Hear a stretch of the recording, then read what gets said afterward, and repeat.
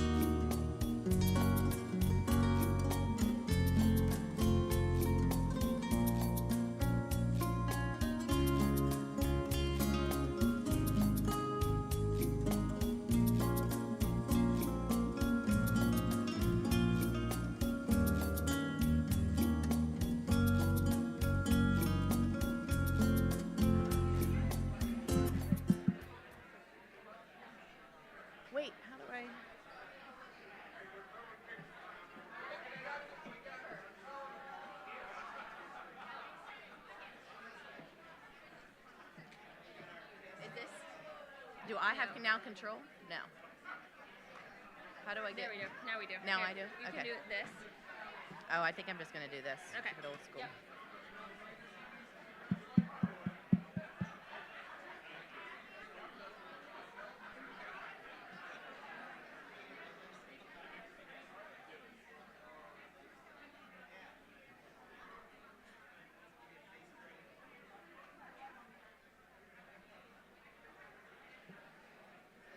Good morning. I'll give everyone a moment to take their seats.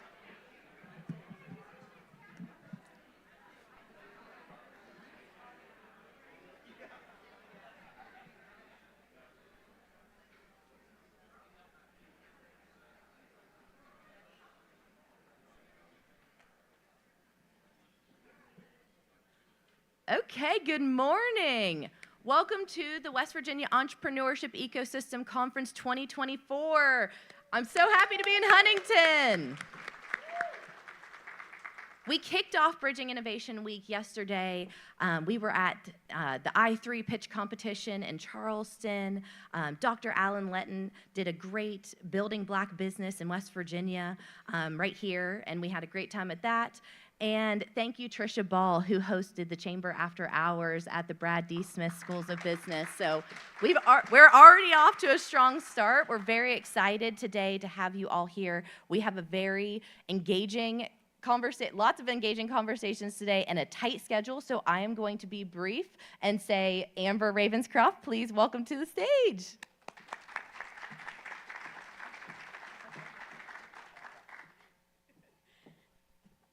Hi, everyone. For those of you that don't know me, I'm Amber Ravenscroft. I'm the Director of Innovation for the Adventure Group, and Tara, second half co-chair of the West Virginia Entrepreneurship Ecosystem. We are so honored to be here today. I just want to give a quick recognition to our diamond level sponsors. This would not be possible without you. That includes the West Virginia Department of Economic Development, including the SBDC and Business Link, Right to Start, an amazing group that we've been privileged to work with this year, the Appalachian Regional Commission, and the Claude Worthington Benedum Foundation, who is one of our catalytic funders at the very beginning of this effort. So just give them a quick round of applause. And without further ado, I'm going to welcome Mike Graney to the stage for a few opening remarks, and then we're going to get kicked started with our first fireside chat. Thanks, Amber. Wow. This is awesome. This is really awesome. Congratulations to all who curated this event, and congrats to you all for attending this event. You know, after 5.5 years in this role as, in economic development, I still consider myself a recovering entrepreneur, right? And, if you have a great idea, you have passion, you're willing to work really hard, you're willing to shove it all in and take a lot of risk, you can be an entrepreneur too. Fire in the belly is really required, but you have to be careful what you wish for. You want to own a business. Actually, it'll end up owning you, but that's okay, right? You get to achieve something. You get to feel really good about what you're doing. So, Amber, Tara, great job on setting this up. Well done. Steve Johnson, Mark Burdett, all the SBDC coaches who are here, congratulations for being here and supporting this effort. So I encourage you all to network, swap great ideas, and have some fun over the next few days, because this is how we're going to grow our economy in West Virginia. There are 120,000 businesses or something like that. Mike, correct me if I'm wrong, something like that. 150,000, thank you very much, 98 of which are considered small business. So this is how we make the economy work here in West Virginia and the nation and the world for that matter. So thanks for having me. Have a great time. I'll see you later.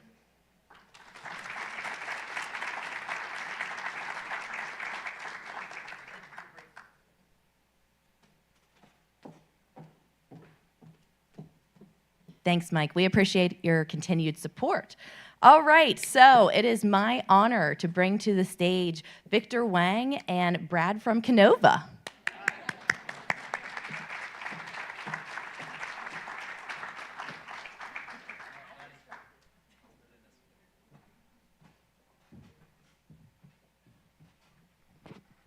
That's the best introduction I could hope for. Go ahead and have a seat, Victor. I'm going to do a brief introduction of Victor. We're going to do a fireside chat, and then after that, we're going to open it up for a few questions from the audience. But let me start with Victor. His visionary approach to economic development sets him apart. I'm speaking third person here, so I'm going to look at you and say, set you apart. How's that? He reimagines what it takes to create positive economic change in communities, in states, and quite frankly, in nations. His role as founder, leader, and advisor has driven initiatives that ignite and sustain innovation, creates an entrepreneurial spirit worldwide, and makes him a standout figure in the entrepreneurial community. His clients include the World Bank, Ford Foundation, Inter-American Development Bank, and the U.S. Agency for International Development. And then corporate clients include IBM, Accenture, and Microsoft, just to name a few. Victor is the founder and CEO of Victor & Company. That's pretty original. As well as Right to Start. And Right to Start amplifies the voices of entrepreneurs. It mobilizes grassroots efforts, encourages policymakers to create a more inclusive entrepreneurial landscape. Your work transcends traditional boundaries, and you have set the standard for entrepreneurial leadership. It is my pleasure to invite to the stage and ask you to give another warm welcome to my dear friend, many, many years, Victor Wayne.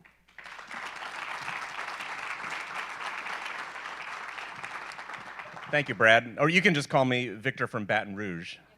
That's why I love you, buddy. Victor from Baton Rouge. You know, last night we were having a conversation up in Charleston, and someone was from West Virginia and someone was from your part of the country, and they introduced themselves as cornbread and gumbo. So I guess that's what we're going to be. How's that? Could be. I'm cornbread. And I was born in Baton Rouge and actually lived all up and down the middle of the country. So I'm kind of a product of Middle America in many ways. That's fantastic. Well, welcome back to the Great Mountain State. Clearly, you have been engaged in entrepreneurial activity for many years. Not to age you, I just celebrated my 60th birthday on Saturday, so you're much younger than me. Well, thank you for that. It's a number that I wasn't looking forward to, and I still don't like to say out loud, but you can tell I'm like confessing. I'm Brad, and I'm 60. But just as you think about today's landscape, would you consider it to be harder or easier to be an entrepreneur than it was perhaps a decade ago?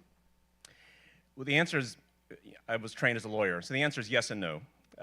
And it's yes in the sense that the tools to start a business are actually easier than ever. Like you could actually wake up, roll out of bed in your bathrobe, and you could go online and all the tools to start a business, from formation to finding capital to finding designers for prototyping, for finding supply chains, for marketing, for customers. You could do that all from your phone today. It's like the tools are amazing, yet the no part is our economic and governance systems and cultural systems are actually last centuries.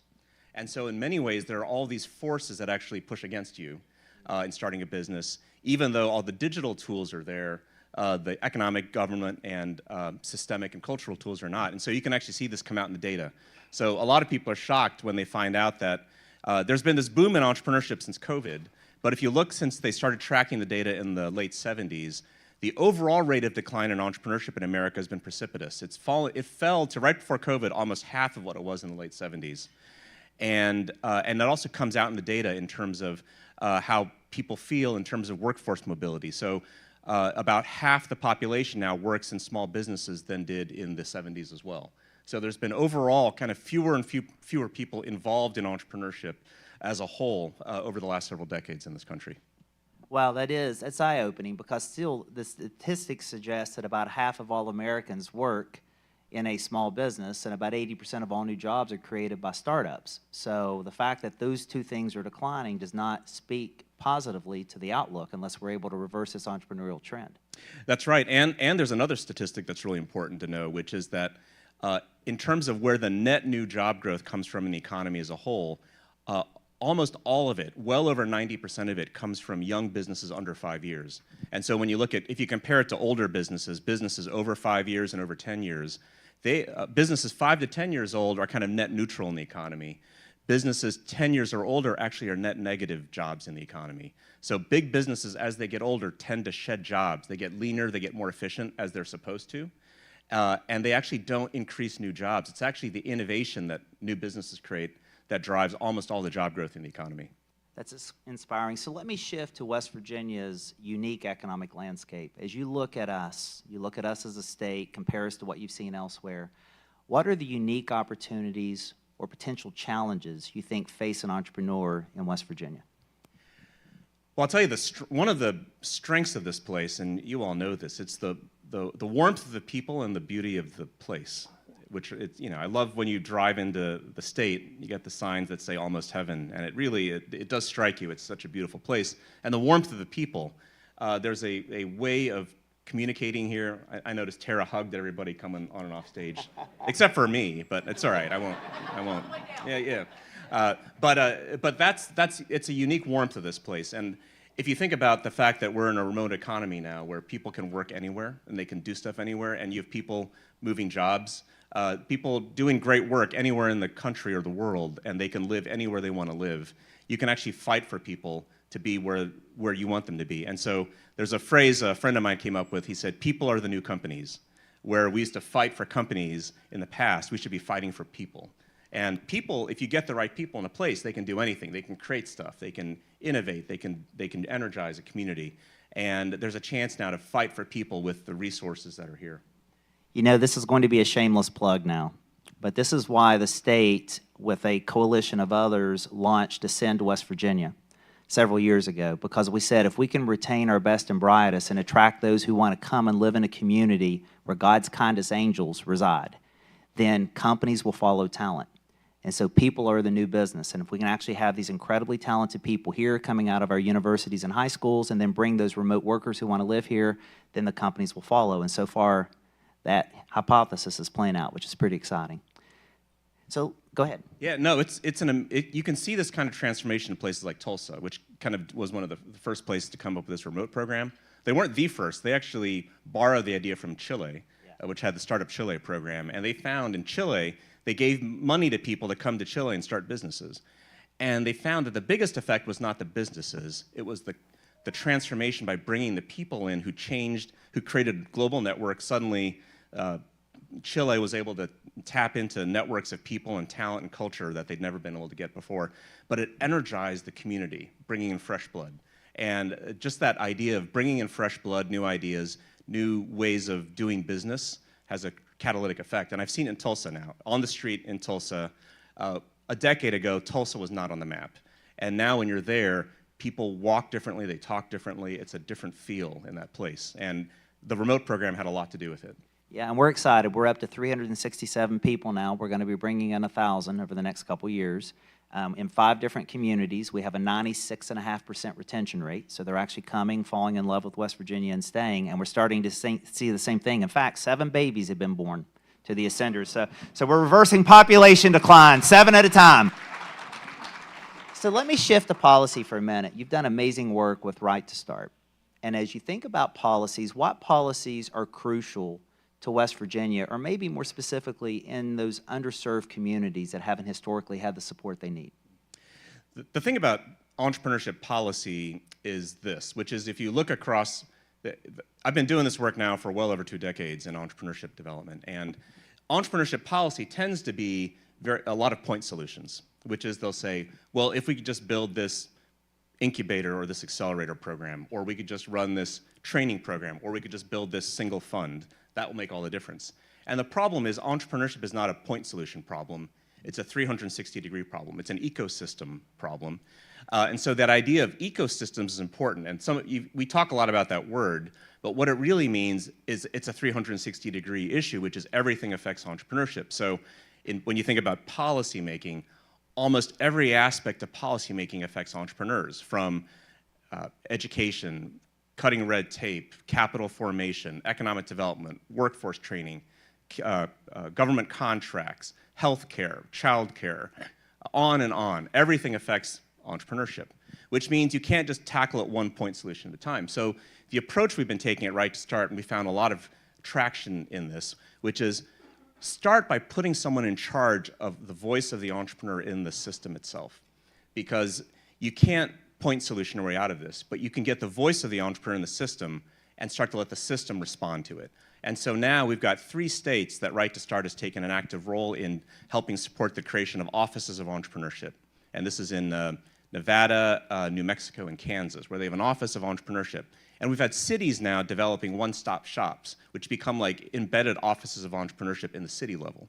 And what happens is when you get an office of entrepreneurship now, like in Nevada, the actual law that was passed in Nevada by the legislature and signed by the governor says we're going to create an office of entrepreneurship.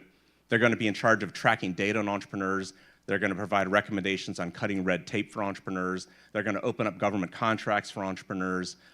They are effectively going to be the voice to coordinate all aspects of policymaking for the person trying to start and build new enterprises. And so that becomes a systems level change that can actually start to get leverage on this problem. You know, I love that. There's an analog to that in business. Everyone's read this case study. Amazon is famous for having an empty seat in their boardroom, and every time there's a decision being made that's being debated, Jeff Bezos would famously turn to the empty seat, which represented the customer, and say, what would she say?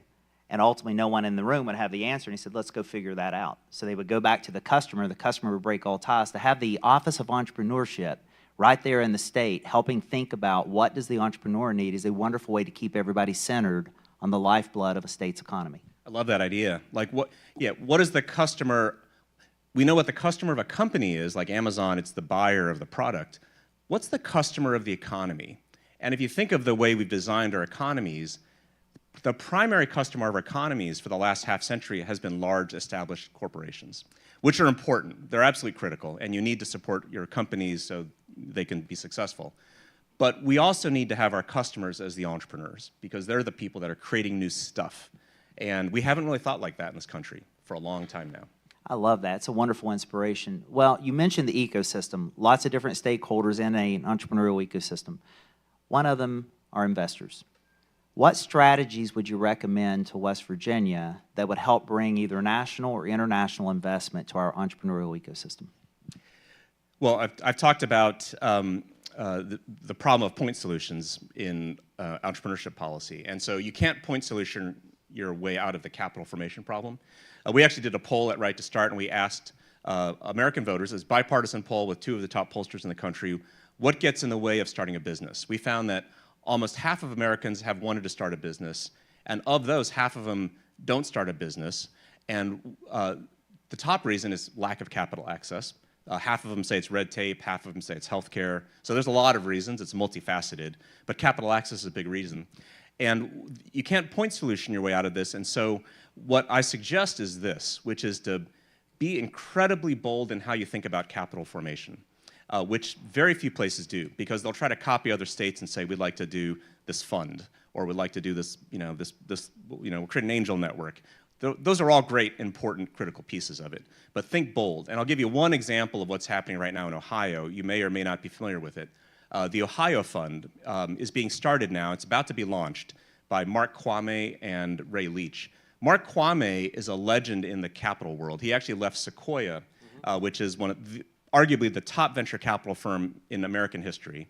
And he left Sequoia to go to Ohio at the invitation of Governor Kasich.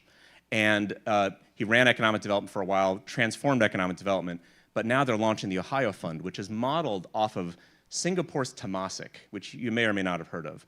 Temasek is the state-sponsored investment fund of Singapore, and it is huge. It touches every aspect of Singaporean life. It invests in all forms of startup companies, large corporations, real estate, and it also builds new funds. So it does fund-to-funds development. So this Ohio Fund that Mark and Ray are starting is actually all the above. It's going to invest in startups, big companies, real estate, and it's going to dedicate 10 to 15% into fund-to-funds development, which is sparking new fund formation throughout the whole state.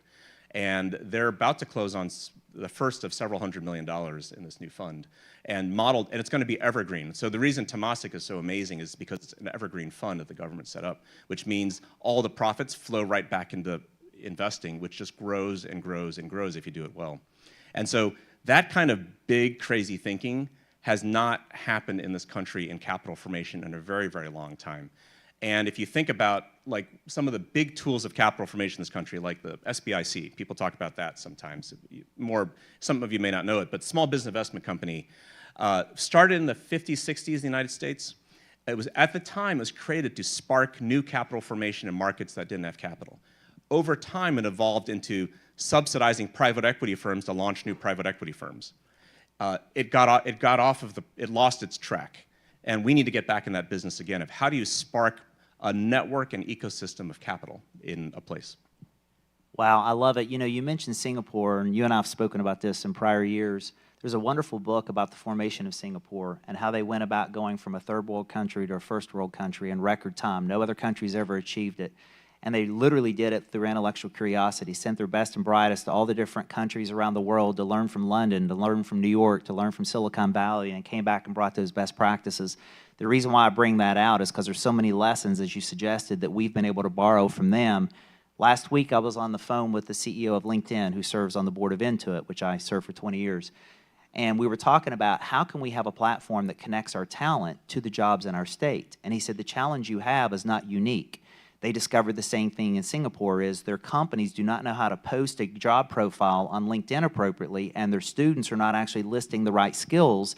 And so now we've actually worked with them. They're training the business owners how to post a job posting on LinkedIn, and they're making it a requirement that every person in Singapore has to have a profile on LinkedIn.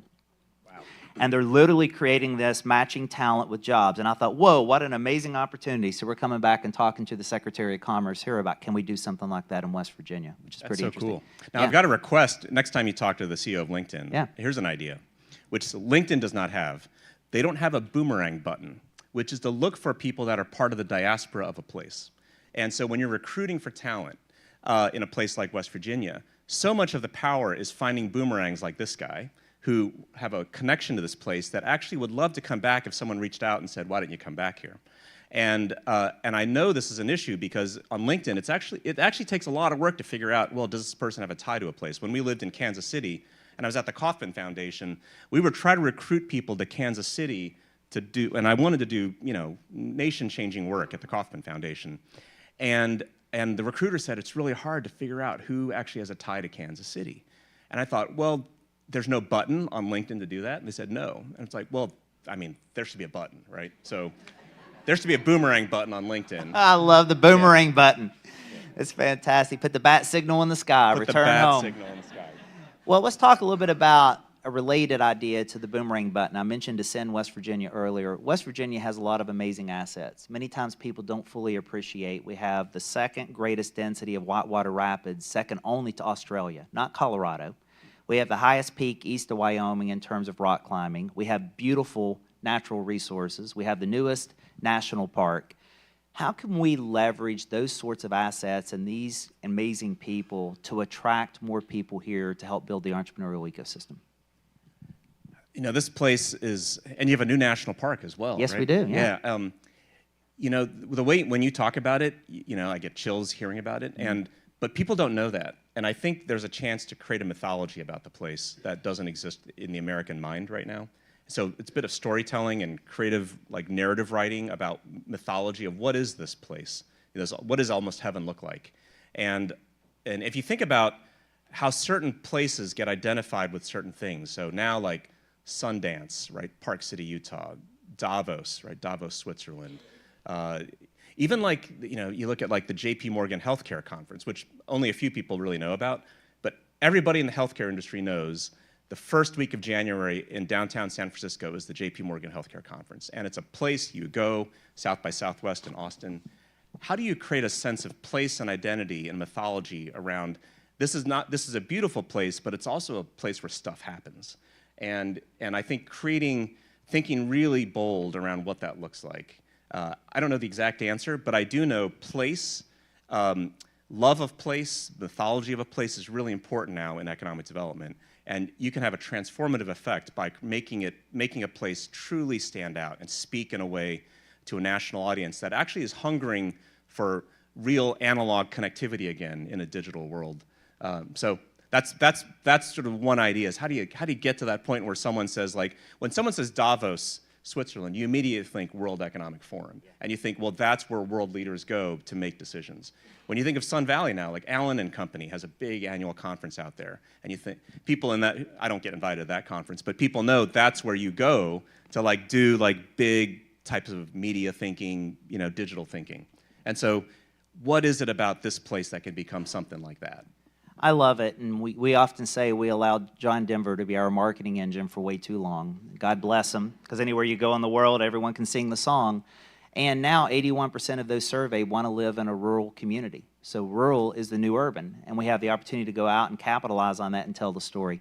At this point, we're going to open it up. Are you okay? I'd like to see if the audience has questions for you. I've got another half a dozen just in case, but I really want to make sure that we get questions that may be on your mind. Does anybody have a question for Victor? Victor, I know you've done a lot of work nationally with lowering the barriers to entry for entrepreneurs. If you could pick the one or two top things that you could look at and see what barriers we need to remove to help people get in, what would you say those are? The question is, what if you had to pick one or two barriers to try to break down to help people to break into entrepreneurship? Well, I'll tell you what the data says, and then I'll tell you what I think the real answer is. The data says capital's number one, then red tape, fees and forms, lack of access to health care because people are scared of starting a business because they're not sure about their health care. And then you get into non-compete agreements, you get into fear. Fear is actually a huge thing, which is pervasive. So it's sort of a lot of things. And so the question, the answer that we found at Right to Start is the best is actually where's the political energy of a community go to? What is doable? Rather than trying to force something to happen that the community doesn't want to do, when you talk to people in the community, what do they think they want to do? And run with that energy. And it's you go with the goers. You go where that energy is. If people want to cut red tape, if there's that political energy, like we just got to cut red tape, go with that. If they want to build capital, run with that. And I think you'll find much more success that way. So with Right to Start, these bills we've been able to help support are called Right to Start Acts. And they all have at the core of just get someone in charge of the issue. Because right now, if you look in the United States now, in the United States government, there's no one in charge of entrepreneurship. It's actually spread out across like 20 different agencies. It's not just SBA. Everyone thinks it's SBA, but it's Treasury, NSF, NIH, DOD, OMB. Everyone's responsible, which means no one's responsible. And so put someone in charge of it, and then they can start to figure out where does the community want to go. And I think listening to community, being highly responsive to it, it's design thinking. Like the kind of stuff that has happened here around design thinking, I've actually talked across the country about it. It's catalytic because we're shifting. Education's another place to start as well. Everyone wants to do something there. And it's not about how do you create more things for kids to learn. It's how do you take the things they're already learning and make entrepreneurial thinking embedded throughout all of it. And that becomes something that is just imprinted on the ways they think, as opposed to trying to force yet another credential, yet another hour of school onto kids. It's how do you take the math and the history and the English to make them all about entrepreneurial styles of thinking. I want to insert something here and give everybody a chance to think about the next question. There were 2 points you brought up. One, you went through that list of barriers and you talked about fear. And I often get asked, Brett, what is the biggest difference from what you experienced when you were in Silicon Valley for 20 years and what you experience here? I said the answer was one word. Out there, if someone said, hey, start a business, they would say, why not? Here, we say, start a business. And the question is, why? And it's this notion of, do I have what it takes? Do I have the right concept? Can I do it? Which introduces the second point, which is design thinking. The reason why that has become pervasive to say why not is because Stanford developed something called the Stanford D School, Design School. We at Intuit and everyone else borrowed those techniques and infused them in our culture. It's called design thinking. It teaches you to do 3 things. Fall in love with the problem, not an idea. You don't have to have an idea. You have to figure out what is the problem in my life that I want to solve that no one has solved, and go really deep to understand what is the root cause of that problem. Then the second is go broad to go narrow. Come up with at least 7 different ways you can solve that problem. You actually want to get more than 7. Stanford suggests you don't get to real breakthrough until about 17 or 18. But try to come up with at least 7 different ideas that could solve that problem. That's the second, go broad to go narrow. And then the third is run rapid, low-cost experiments to figure out which of those 7 is the most promising, and that's the one you double down on. Why is that important? Because now that's called Design for Delight. We've brought it to the university. We've trained our Board of Governors, we've trained the Cabinet, we've trained our deans, our department chairs, and now all first-year freshmen are getting a 6-week course in design thinking. And the new business school on 4th Avenue here in Huntington, we actually have an I-Center, incubator, an innovation center. You can come in and we will work with anyone in the community to teach them design thinking. So hopefully this is going to become much more pervasive so all of us can stop saying why and start saying why not? We can figure it out. I spent a decade in Silicon Valley, and like Brad was saying, when you finally get there, it took me just a while, but within after a year or two, you realize it's not the tech, it's not the capital, it's not all the stuff that you hear about in the news. It's they think differently there. People, it's like something's in the air. People behave differently, and you realize, the majority of people in Silicon Valley are from elsewhere. They just come there and change the way they act. It's not like there's some magic thing. And so if you can take that way of thinking and you can move it anywhere. What's great about design thinking is they actually put it in a bottle. So this is the folks at IDEO, and they said, what do we call this thing that sort of embedded this Silicon Valley way of asking, well, why not? And they put it into a bottle and they called it design thinking. And so what you've done here in West Virginia by saying we're going to take design thinking and we're just going to open up that bottle and unleash it on a place is catalytic, because it means that you can take what's already here and just change it. You can make it into its own Silicon Valley with really no money down. I mean, that's what's so crazy about it, right? You don't need $1 billion to do it. You just change the way people who are already here are thinking, and it has a viral effect. It spreads because people start to realize, oh my God, that actually kind of works. Yeah. And a lot of people don't realize that, no money down. We often say, well, I don't have the $50,000 to start. Well, now we know about these virtual augmented reality headsets, things like Oculus. The initial one was created in Google's lab with a coat hanger, a piece of acetate, and a flashlight. And it actually proved the hypothesis they needed to prove to then actually put some capital in and develop what we now have. So that's the kind of scrappy stuff that we can learn in design thinking. Other questions from the audience? Over here to the left. And we'll repeat the question. So this one talks about, this question I'm going to pull back into education this year. So we now in the state of West Virginia, in partnership with Administrator WVU and Marshall, have an entrepreneurship for courses that students take in 9 through 12.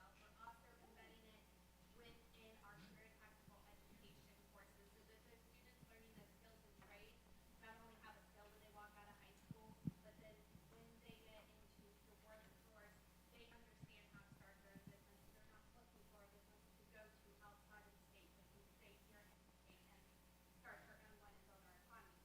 But my question about fear is, one thing that we talk to these teachers and these students about is learning to fail inside of the classroom and how to pivot from those failures. We use design thinking a lot through that program of study. But what I'm seeing happening is that the faculty and our community, that generation is being scared to let those students go there. So the students are not scared to step out, but then their parents may go, well, what if this happens? And what if this happens? So how do we change that mindset of our state so that our younger generations who aren't fearful right now don't get swayed to become fearful? That's a big one. And so the question is, what do you do about the middle layer? Essentially, now you've got a set of leaders who say this is the way to do it, and then you've got the kids who say we love it, and the resistance tends to come from parents and kind of the institutions in the middle. And this is actually a pervasive problem in education reform. And I've actually talked to people in education reform who say, actually, superintendents are on board with kind of modernizing, making more entrepreneurial education. Students love project-based learning, design thinking. The resistance tends to come from parents and institutions. And even teachers love it, but it's the systems that actually aren't responsive to them. That is teacher credentialing, student testing, the ways that the core curriculum is defined in a rigid way, the way that hours are counted to have butts in seats as opposed to being out there doing things in the world. Like, these are a lot of system level, that's a lot of system rigidity that actually is the institution fighting back against change.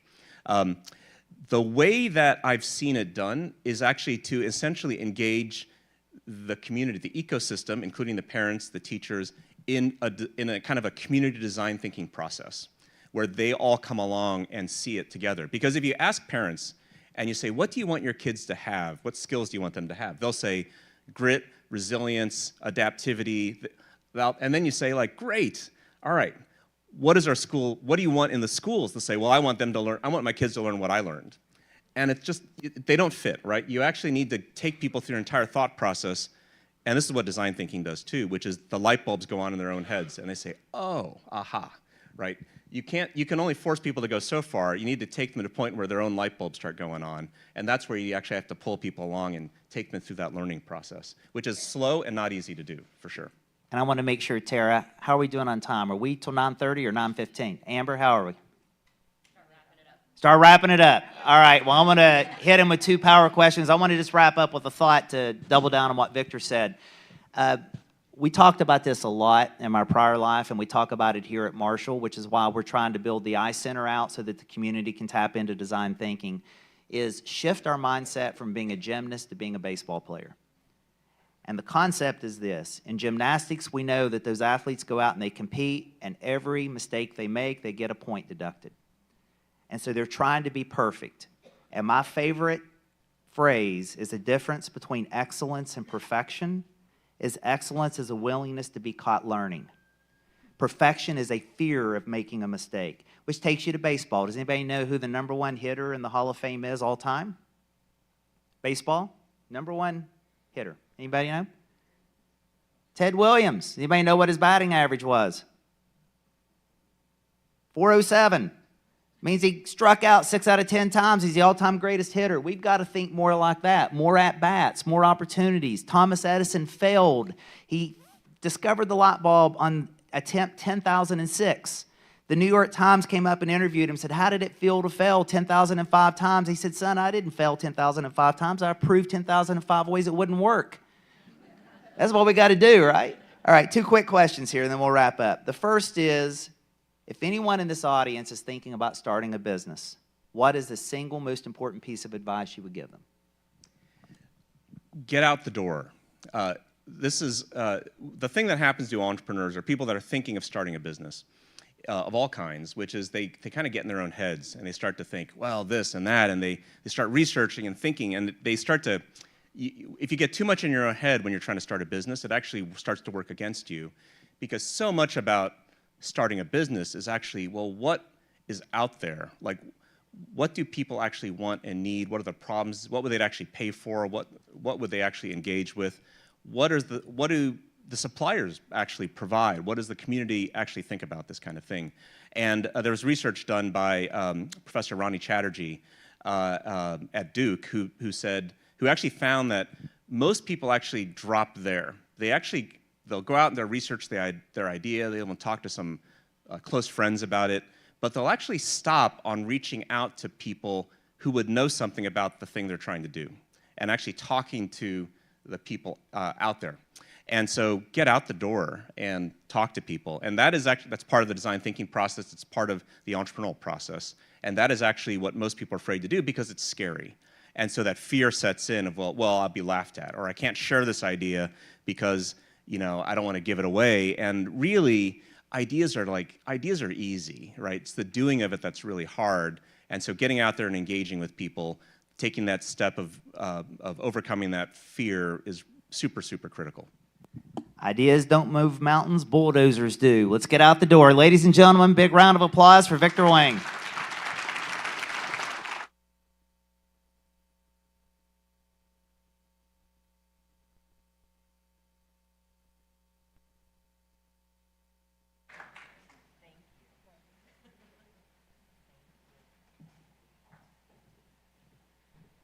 All right, wow, what an incredible opening fireside chat. Let's just give another round of applause.